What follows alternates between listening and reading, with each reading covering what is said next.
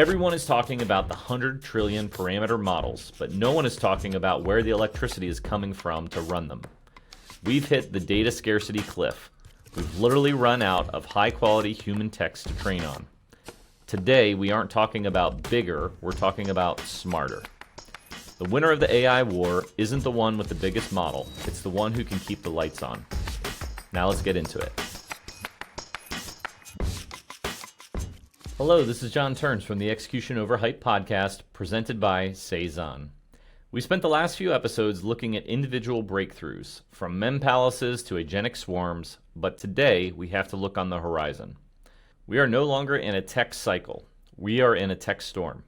Economists are calling it the poly crisis, the collision of labor shortages, skyrocketing energy costs, and the looming data scarcity cliff.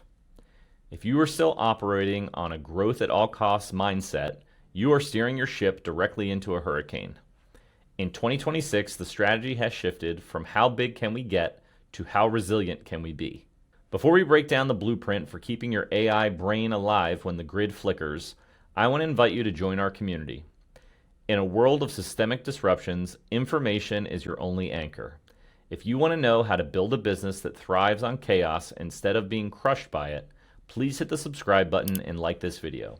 It helps us keep the lights on so that we can help keep yours on. To survive the poly crisis, your tech stack needs to stop being a cloud-first parasite and start being a sovereign engine. The era of the mega model is hitting a wall of diminishing returns and massive energy bills.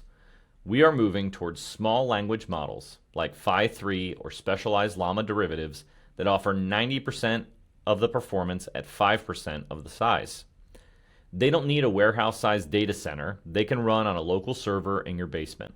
Since we've run out of public internet data, the value of your proprietary data just went up 1,000%. Using small language models, SLMs, to process your own clean internal system of record is the only way to maintain a competitive moat. Data center power demand is projected to hit 945 terawatts by 2030. In regions like Texas and Ireland, regulators are already implementing kill switches for data centers during peak demand. The solution? The microgrid. Forward-thinking firms are investing in on-site hydrogen fuel cells and battery storage. If the cloud flickers because the grid is strained, your AI agents keep you working. Why is this resilience mindset the only path forward? Because the poly crisis isn't a single event. It's a systemic interaction. The labor shortage isn't going away. You need AI agents not just to save money, but to keep the business functional. But if those agents are dependent on a fragile, expensive cloud API, your labor solution is actually a single point of failure. Power is no longer an operational input. It's a strategic constraint. If your AI strategy doesn't include an energy audit, you don't have an AI strategy, you have a wish list. We move from wholesale to precision. Instead of trying to automate everything, use your sovereign memory, from episode 17, and agentic swarms, episode 18, to solve specific high-value bottlenecks that generate immediate cash flow to fund your energy independence. Now it's time for the tech reality score. Before we look at the numbers, we again need to address why this score feels a little different. Usually, we're comparing one SaaS product against another, but today we're focusing on a fundamental shift in philosophy. We are weighing the sovereign resilience model, where you own the power and the brain, against the legacy cloud model, where you rent your existence from a third party. It's imperative that businesses start thinking this way because the cloud-first honeymoon is over. In 2026, relying solely on the public grid and external APIs isn't a strategy, it's a vulnerability. This score reflects the transition from growth at all costs to resilience as a competitive advantage. Ease of use, 5 out of 10. Let's be honest, this is a heavy lift. Building out localized microgrids and fine-tuning small language models is significantly harder than just swiping a credit card for OpenAI or an Anthropic Claude subscription. It requires real engineering, specialized hardware, and a strategic partner like Cezanne. We're giving it a 5 because while the tools are better than ever, the barrier to entry is still human intelligence and physical infrastructure. Functionality and features, 10 out of 10.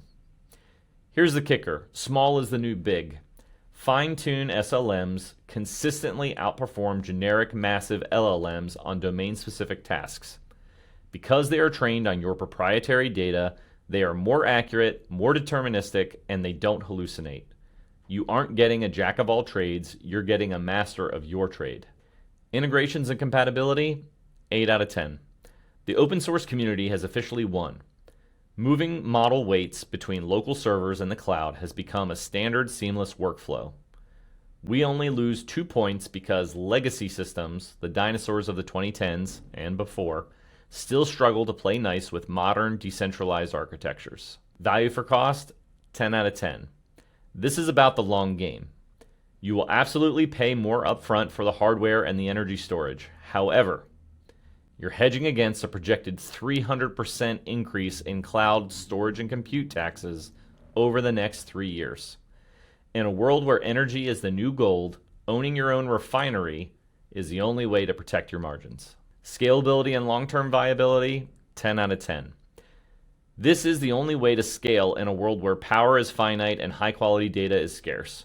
By using your own clean system of record to power local models, you are no longer competing with the rest of the world for the same scrap of public internet data or the same megawatt of grid power.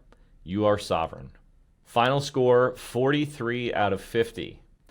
Execution ready. For the CEO and CTO, this isn't a future project to put on the 2027 roadmap. This is the 2026 survival blueprint. The winner of the AI war won't be the company with the most vibes or the biggest subscription.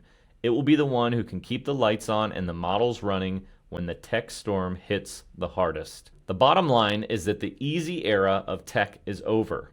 The vibe is gone and the storm is here. You cannot build a sustainable future on a foundation of rented intelligence and fragile power lines.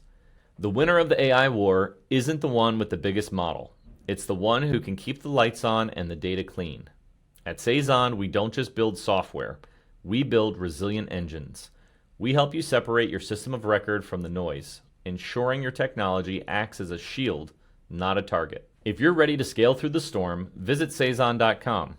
Let's talk about your microgrid and your local brain. If we've helped you at all navigate the execution over hype landscape, please hit that like button one last time and stay subscribed. We'll be back next week to look at the other side of the storm.